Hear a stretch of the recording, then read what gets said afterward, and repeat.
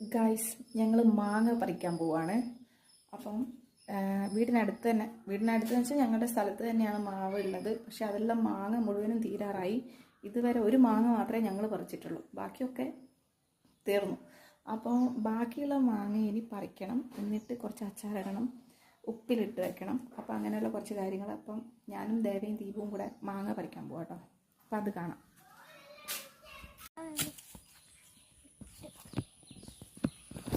Water ബോട്ടിലാ? ആ, അരിയോ water ബോട്ടിലുണ്ടല്ലേ അവിടെ.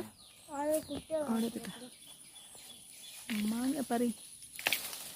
എടാ, അതിൻ്റെ ഒരു കൊക്ക, ഒരു കൊളുത്തുണ്ടാക്കി കൂടാ.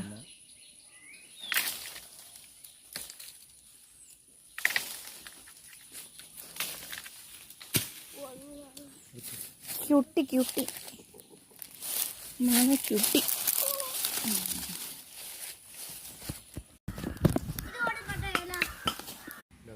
മതി ഇപ്പം ഇത് മതി.